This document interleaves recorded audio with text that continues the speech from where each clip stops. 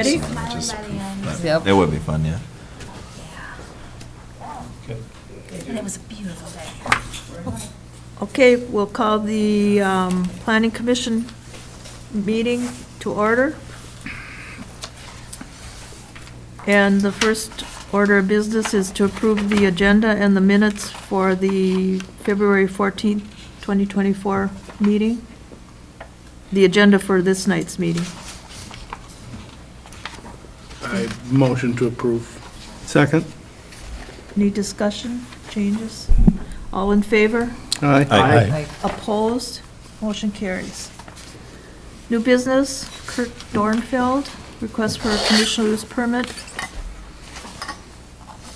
2024-4 CUP Dornfeld request. Neva? Thank you, Madam Chair. I just wanted to let you know that our applicant is on the call line tonight. He's got a case of COVID, so he's staying home, but he is on the phone. So when you do speak up, try to project as much as possible so that he can hear it in the speaker and into the microphones.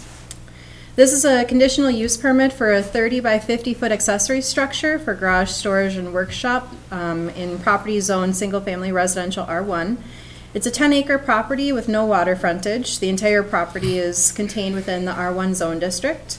In this zone district, conditional use is listed for an accessory structure in excess of 1,000 square feet, and this property is within the North Shore Management Zone of Lake Superior. The applicants are requesting to place this garage for personal use. The structure will not have plumbing. The applicant has worked with Land Services to identify a build site that meets all setbacks and zoning requirements. As previously mentioned, the property is zoned R1. The principal purpose of the R1 zone district is to provide for residential uses at a higher density, generally adjacent to or near developed areas, major roadways, or other sources of services. The property is within the City of Grand Marais designated subdivision jurisdiction area. This is an area that the city is elected to be responsible for subdivision regulations. However, all properties are still under the county zoning authority that are outside of city limits. With this in mind, a condition of approval could stipulate that any subdivision of this parcel requires the new property lines to meet all structure setback requirements of the zone district. On the map on page 12 of 20 of your packets, that Grand Marais subdivision jurisdiction area is outlined in pink, and the subject property is noted down along Lake Superior there, west of town. For site conditions, the proposed use should have no negative impacts on septic, wetlands, impervious surface coverage, nor neighboring properties. The 10-acre property is mostly undeveloped. The Elysian Trail crosses the parcel, accessing the applicant's residential lot at the end of the road, and there is a small accessory structure on the property. On the top of page 13, there's a map closer zoomed in where I outlined the applicant's property for the garage is colored teal for the zone district and then kind of outlined yellow. So the garage is going to go pretty much in the middle of that. And then Elysian Road continues to go down to Lake Superior, and then the applicant owns the property that's along Lake Superior that's actually shaded yellow also. For public noticing, the application was legally noticed in the Cook County News Herald on February 16th. 58 letters of notification were sent to adjacent property owners as well as county departments. We received no written comments in our office. For staff consideration of facts and findings, I outlined this section of my narrative a little differently than you're used to. I used the criteria outlined in the zoning ordinance for reviewing conditional use permits and then try to pull out the relevant pertinent facts for my review, and you guys may discuss it from there. So for the finding of a conditional use permit may be granted upon finding all of the following. 1, the use conforms with the land use or comprehensive plan of the county. In the Cook County Land Use Guide Plan, Cook County's vision for 2035, the future of the highway corridor and Lake Superior shoreline includes the scale, mass, and orientation of structures as viewed from the highway, have minimized visual impact, and sustain a small-scale perspective of development. And the view from the highway or lake, most developed areas are unobtrusive, dominated by the natural setting of vegetation. So this is mostly to say that this structure is not going to be viewed from either the highway or Lake Superior. The use is compatible with the existing neighborhood. The Elysian Trail is nearly undeveloped. The entire stretch down to the applicant's primary property on a single parcel along Lake Superior Most of the road is heavily vegetated and undeveloped. There are other private roads that access Lake Superior properties from Highway 61 within this area. The lands north of this property is U.S. Forest Service Ranger District and other Highway 61 corridor businesses. This structure should be compatible with nearby uses as proposed by the applicant. Number 3, the use will not impede the normal and orderly development and improvement in the surrounding area of uses permitted by right in the zone district. The single-family residential zone district is compatible with accessory structures for personal storage and use. Number 4, the location and character of the proposed use is considered to be consistent with a desirable pattern of development for the area. The R1 zone district can be subdivided up to 2-acre minimum size parcels. Any potential future subdivisions and development of this parcel will need to take the location of this structure into consideration for setbacks and impervious surface area coverage requirements. Staff recommendation for consideration. The proposed structure appears non-problematic with surrounding land use patterns and zoning. The Planning Commission should consider the potential findings listed above and modify or amend or adopt as they determine appropriate after the public hearing. The following conditions should be considered. 1, any subdivision of this parcel shall ensure that new property lines meet conforming setbacks for the appropriate zone district. And number 2, the use of this structure shall be for personal use. Commercial use may require a conditional use permit amendment. Thank you. And do you have the Dornfeld representative ready to speak? Yeah, Mr. Dornfeld, are you still on the line? Yes, I sure, thank you. Do you have comments you wish to add? No, I think that covers it pretty comprehensively, thank you. Okay, there may be questions. Does anyone from the public wish to speak regarding this request? We'll close it to the public, to the board.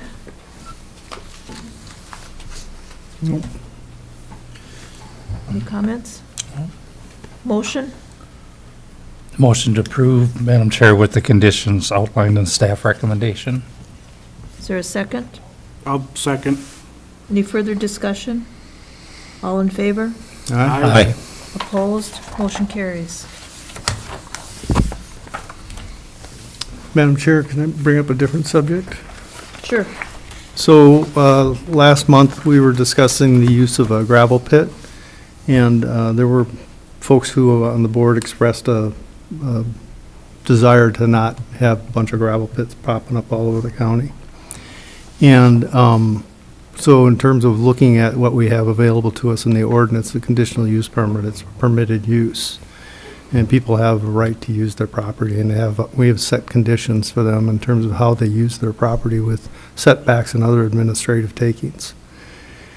If we want to start modifying the conditional use as it pertains to gravel pits or harvesting in terms of forestry agriculture, in terms of its current usage, I think that we should ask the land use office to come up with a county gravel plan or a mining plan or something along that line, or recommended modifications to our existing law that can be promoted to the county commissioners for their consideration, and change the law so that we put ourselves in a construct where we can treat all of the citizens of the county consistently and fairly as we have others.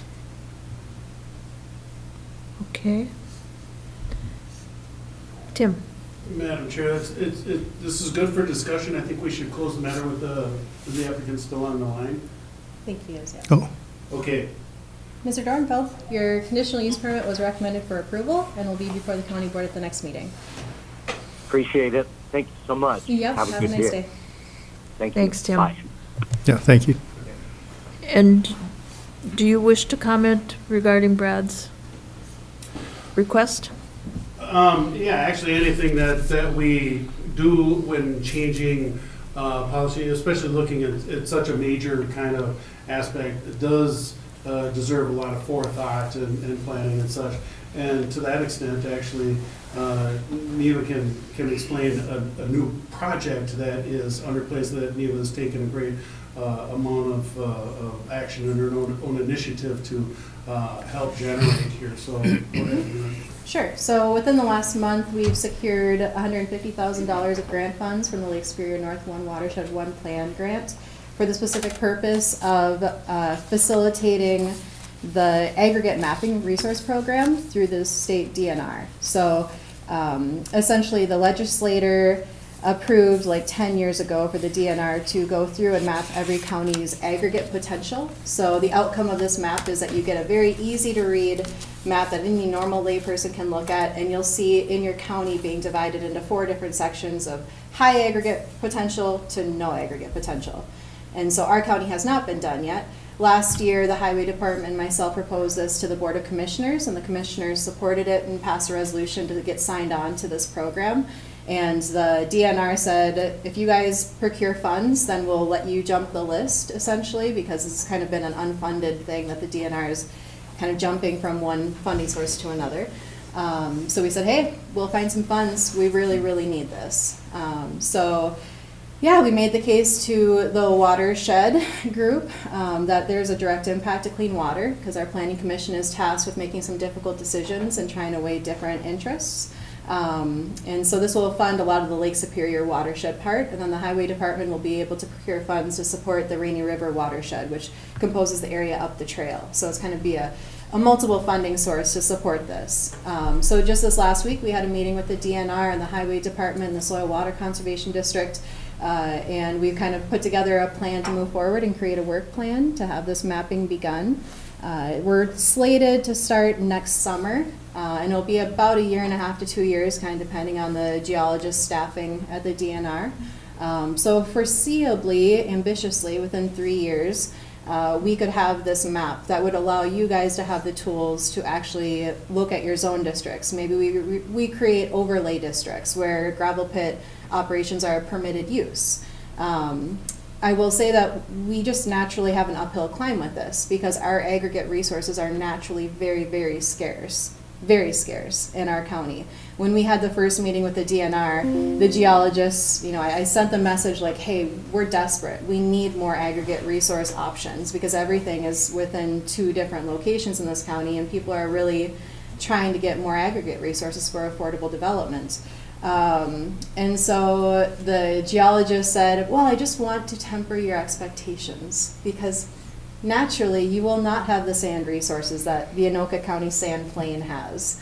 We're going to deal with natural scarcity. This mapping isn't just going to say, oh, you guys have tons of sand everywhere, but it will give us the tools so that when we're trying to weigh, is it better here or there, we can make better informed decisions and actually have planning in our back pocket. That's what this whole program is meant to help facilitate. So I think to that point, Mr. Solomon, I think that will really help, get that started. And it's a very active project. I've been working on it pretty hard for the last 6 months. Awesome. Very good news. It might also help in making a case to the Forest Service, who owns a big share of our land, that this is needed and they need to help. Yeah, and that's a good point. So the map will include all of Cook County except for the Boundary Waters and the Grand Portage Reservation. And that's because I believe they don't want to be involved. If they choose to be involved, there's still time to opt in. But that's at their wishes. So this will include all the forest land too, the federal land. And so that will help facilitate potential land swaps in the future, or getting different gravel pit operations. We have no say in a contractor's ability to access those federal pits. But if there's something that a land swap would make sense, then those are certainly, long-range planning tools that we'll have. Certainly, because I'm about a mile from the Caribou Lake U.S. Forest Service pit, and I'm given to understand they're closing that one. There's still a lot of finished product that's got to be moved out of there, but That's been it's hitting its natural limitation. yeah. So, great. Any more questions, Brad? No. Any more comments from the board? I did have a long talk with one of the contractors last week about this, and I'm glad Forest Service may be involved, because he expressed a lot of concern that it's becoming very difficult to work with the Forest Service, that some of their regulations and requirements have made pit operation problematic for some of the smaller contractors especially. So maybe we can get them to think about that a little bit too. Any other comments? Okay, we need a motion to adjourn. I'll move to adjourn. I'll Second? second. All in favor? Aye. All up. We're done. Onward to the Board of Adjustment. Thank you. Okay, we'll call the Board of Adjustment meeting to order. And we need to approve the agenda for tonight and the minutes from the February 14th meeting. Make a motion to approve the agenda and minutes. I'll second. Any further discussion? Any changes, amendments? All in favor? Aye. Opposed? Motion carries. New business, Tim and Courtney Quaife with the 24-4B Quaife request. Neva. Thank you, Madam Chair. This is a variance request for relief from the Cook County zoning ordinance to place a principal structure, a house with attached garage, at a reduced ordinary high water level or shoreline setback of 50 feet from Devil Track Lake, where a minimum of 100 feet is required, located at 35 South Point Road. The applicant's property includes 1 acre with approximately 400 feet of Devil Track Lake shoreline. The parcel is contained entirely within the Lakeshore Residential Zone District. Newly created lots within the zone district must be 1 acre in size and 150 feet wide. Devil Track Lake is classified as a recreational development lake.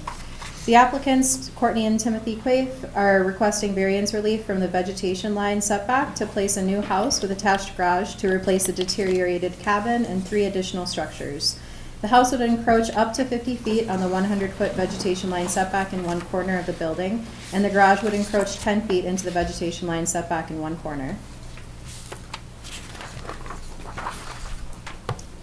For background, the property currently has a house, cabin, detached garage, and shed. County records indicate these structures were likely built pre-zoning with no variance files or land use permits on record. This property is in a residential area at the end of a dead-end private road. The shoreline in this area has some unique man-made inlets that are visible on aerial photography. For the purposes of measuring the structure's setbacks, staff are applying the natural shoreline distance, not from the man-made inlets, to measure the structure setback. For site conditions and considerations, septic, the property is served by a septic system which would be utilized for the new house. Impervious surface coverage, the parcel will need to be covered by less than 10,890 square feet to remain in compliance. The proposed structure is approximately 3364 square feet. All other structures are proposed to be removed. This indicates that the impervious surface coverage requirements will be met. Wetlands are not an issue driving the need for this variance. For slope, the property is relatively flat. Slope is not an issue driving the need for the variance. Shoreline health, existing shoreline vegetation is primarily turf grass. Historic land use practices on this parcel have led to a diminished vegetative buffer along the riparian shoreline. It appears the vegetation consists of primarily turf grass up to the shoreline.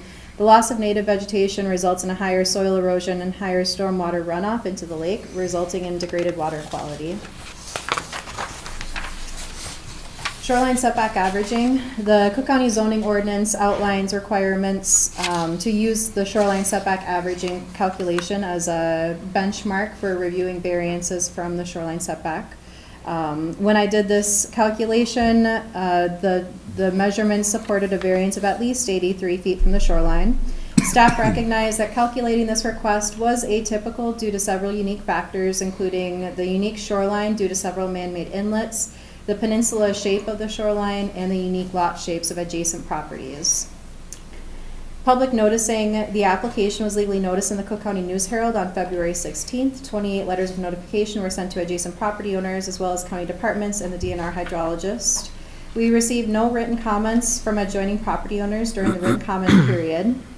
The Cook County Soil and Water Conservation District did provide a technical memo saying the SWCD the memo states Timothy and Courtney Quaife contacted Cook SWCD about a shoreline planting on their new property on Devil Track Lake. Cook SWCD will be working with the landowners to design and plant a shoreline buffer with the anticipation of installment in 2024. The landowners will be entering into a 10-year contract with Cook SWCD to maintain the buffer. The Minnesota Department of Natural Resources area hydrologist provided a technical memo outlining their review of the variance request relative to the practical difficulty standards, some of which were integrated into the practical difficulty findings on page 15 of 38. Staff consideration for facts and findings. Again, this is taking the criteria for reviewing a variance outlined in the ordinance and then trying to pull out the relevant facts that you may review and amend as you wish. So number one, the variance is consistent with the goals and policies of the Comprehensive Land Use Guide Plan and in harmony with the general purpose and intent of the Cook County zoning ordinance and other Cook County official controls. The zoning ordinance requires a 100-foot setback from recreational development lake. The applicant's proposing a 50-foot setback. The Cook County Land Use Guide Plan has a general land use policy. Number 13, redevelopment of already developed lands is generally preferred over the development of undeveloped land. The Cook County Land Use Guide Plan Natural Features and Environmental Concerns Goal has a policy to evaluate and minimize adverse impacts on air quality, surface and groundwaters, wildlife habitat, ecological systems, and other natural features through land use decisions. The Cook County Land Use Guide Plan Residential Goal to provide a range of residential options with respect to cost, density of development, and locations within the county. Residential density should be greatest near areas of concentration of commercial and public services and employment opportunities. And the Cook County Land Use Guide Plan Administrative and Intergovernmental Goal to integrate land use concerns into all appropriate ongoing administrative actions. Policy number 77, land use related decisions shall recognize the need to duly consider the rights and responsibilities of the general public good with the corresponding rights and responsibilities of the individual. The other finding, the proposed use of the property is allowed in land use district in which the property is located. The property is zoned Lakeshore Residential. The lot is 1 acre in size and over 200 feet of water frontage. Residential uses are permitted in the zone district.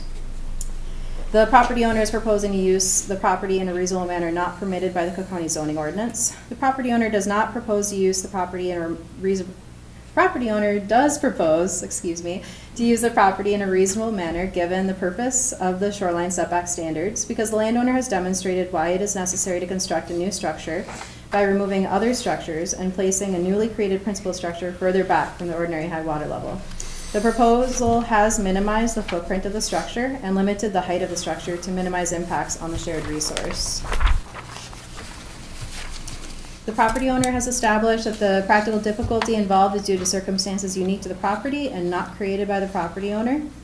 The lot is pie-shaped with between 380 and 400 feet of water frontage, but approximately 100 feet wide at the structure setback line. The parcel is non-conforming due to the substandard lot width of the structure setback line. The proposed structure has been angled and reduced in size to minimize encroachment on the shoreline setback area. The proposed structure will be placed further away from the shoreline than the existing cabin is located. The proposed structure has decreased from the original 3,800 square foot structure footprint to the final proposed structure footprint of 3,364 square feet, with only a corner of the structure encroaching on the 100-foot setback. The corner of the garage may encroach on the structure setback up to 10 feet. Landowners will be establishing and maintaining a shoreline vegetative buffer, which will mitigate the impacts of development better than current turf grass vegetation. And approving the variance will maintain the essential character of the locality. The area is zoned Lakeshore Residential, consisting of conforming and non-conforming lots. The subject parcel is located at the end of Dead End Road. Most adjacent properties have received variance relief from shoreline setback. The property owner has established practical difficulty involves more than economic considerations alone. Economic considerations are not a reason for the variance request. Staff recommendations for consideration. As demonstrated in the application materials, the applicants have made adjustments to their proposal to minimize the size of the proposed structure to meet the approximate square footage of the existing 4 structures it would be replacing. With the Soil and Water Conservation District's technical assistance to establish a vegetative buffer, the shoreline will be greatly improved. If approved, the following conditions may be attached to this variance request. Number 1, the property shall conform to Minnesota Rule 7080 and the Cook County septic requirements. Number 2, a shoreline buffer is established and maintained at a minimum 10 foot wide along the shoreline with a mix of native forest, shrubs, and trees per an approved Soil and Water Conservation District plan in perpetuity. Number 3, no component of the proposed construction may be closer than X feet from the ordinary high water level of Double Track Lake. Number 4, the gutter catchment system or vegetation conducive to water retention shall be included on all new or proposed structures to divert precipitation and snowmelt away from Devil Track Lake. And number 5, the removal of all existing structures as proposed by the applicant in their variance application. I also included the details of my shoreline setback averaging calculation, should you wish to look over that. Okay, thank you. Do the Quaifs have anything to add? I do not. I think you did a very good job. Thank you, Eva. Okay, we'll close it to the public, but there may be questions. And the board? I did a site visit on this one just earlier this afternoon. I was able to drive through there and take a look. I think the plan, it's just, this is all a net improvement Yeah. for the site in many ways, with just the numerous buildings that are removed. It moves back further from the lake. It is an awkward shaped, but in terms of the surrounding neighborhood, this will be a gem in terms of improving things. Anyone else care to comment? Yeah, I would agree. I think the irregular shape of the lot is what drives it, and there's a lot of good faith in this in terms of where the structure's been Right. placed, so. The 10-foot buffer, do you think that should be wider? That's pretty small on a 100-foot. Because isn't it half of the setback should be left in its natural state? The shore impact area is the first 50%, right? Right. So the shore impact area doesn't have to maintain the full vegetative amount. This more so is a more rigorous 10-foot buffer. So it would be best to have 50 feet of natural vegetation, but I think with the Soil and Water Conservation District, they're actually going to be sponsoring the planting, is my understanding.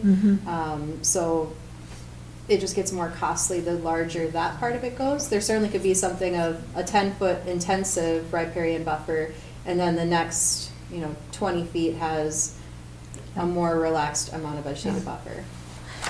Is the house what kind of foundation are you putting in? Is it a slab? Slab on grade. So it'll sit pretty much like this house is? Correct. The current house? Okay. All right. Any other questions? Anyone? I would make a motion to, Let's go through the The criteria. finding of facts. Is the variance consistent with the goals and policy of the comprehensive land use plan? yes. Yes. Because, They've limited the height of the house. They've actually moved back from the lake, and they're putting in the buffer, so they're actually bringing it back to a more, to a state that's more in keeping with what the land use plan has, or the guide plan has. okay, I agree. Is the proposed use of the property allowed in the land use district in which the property is located? Yes. Yes. Yes. Is the property owner proposing to use the property in a reasonable manner, not? Yes. Yes. Yep. Has the property owner established the practical difficulty involved in, is due to circumstances unique to the property not created by the owner? Yes. Yes. Will approving the variance maintain the essential character of the locality? Yes. Yep. Yes. Has the property owner established that the practical difficulty involves more than economic considerations? Most certainly. Yes. Yes. Okay. Now a motion.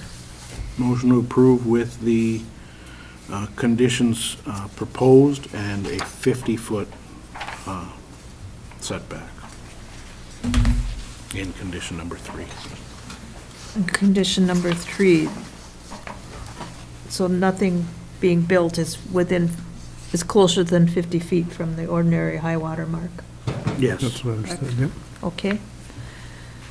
Any other, or is there a second? I'll second. Okay, any other discussion? All in favor? Aye. Aye. Opposed? Motion carries. Okay, we need to adjourn. Motion to adjourn. Is there a second? I'll second. All in favor? Aye. Aye. Done. Thank you. Did you know Send you that's what guys she a did? follow-up She letter did this tomorrow. All of those considerations. I knew that. This is the She's- first time I've seen this. That's She said fantastic. she was doing